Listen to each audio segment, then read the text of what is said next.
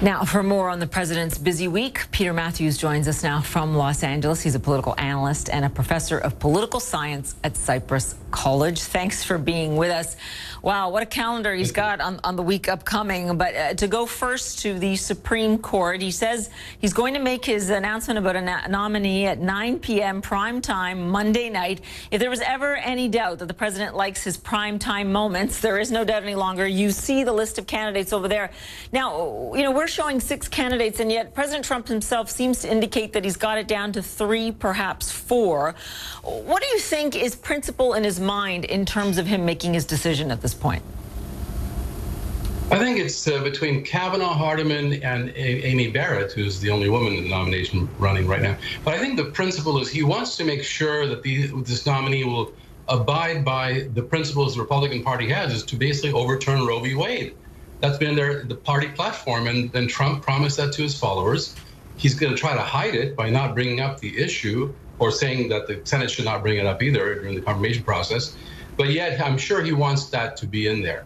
And he's got to pay off his supporters, who are the hardcore supporters who support banning or overturning Roe v. Wade. It's very, very dangerous and troublesome for American women especially.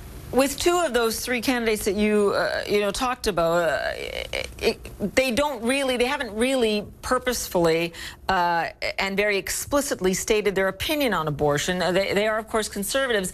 And what I'm getting at is, do you think, in terms of the conservative base, that if he does not appoint someone who is very strong on the issue of abortion, that his base will think it's essentially a failure? I think a big part of his base, which, by the way, is the evangelical or more fundamentalist Christians, the Christian right, for example, they would, some of them, a good percent of them might drop out of his support to stay home, out of their, feeling like he didn't really stick to his guns, stick to what he promised. And that's 40% of the Republican primary voters belong to that Christian fundamentalist group. So it's a large chunk of the party, and if they get disillusioned, even if 10% stay home in the midterm elections or even in 2020, he's in big trouble. I think it's going to have an impact, definitely, if he doesn't stick to someone who actually is known to be willing to overturn and wanting to overturn Roe v. Wade. Yeah, I mean, look, it is a reality show in the making here. He wants it that way. It's a 9 p.m. Eastern Monday night announcement, and we all wait for that decision. He claims he's not quite decided yet, so one wonders what that phone call is going to be like, right, Peter? You're one of these candidates who've been waiting in the wings, and you're waiting for that phone call.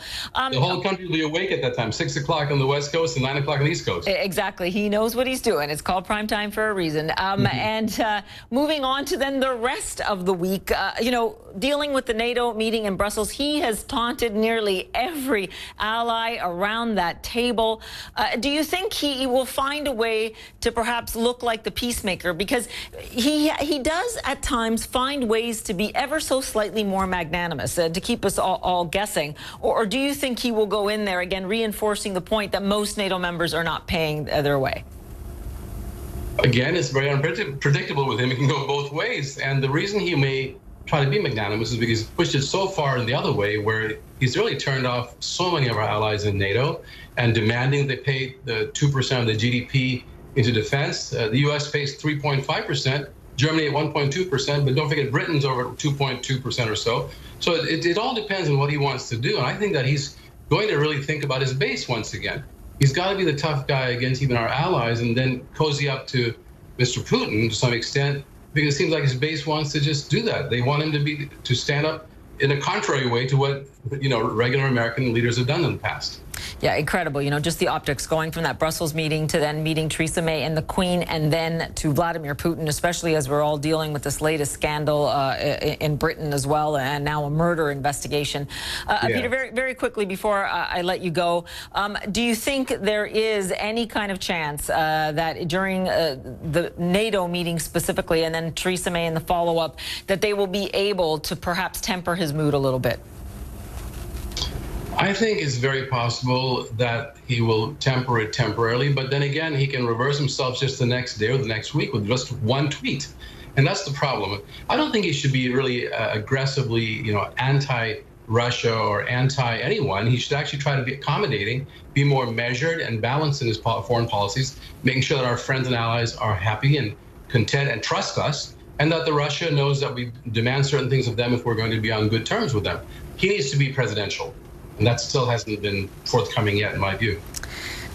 Peter, so many issues, so little time. Thanks for being with us. We didn't even get to the Mueller inquiry, but we know that'll be waiting for us when he comes back from this trip. So thanks, Peter. Appreciate your time. It's a big week coming up. Thank you.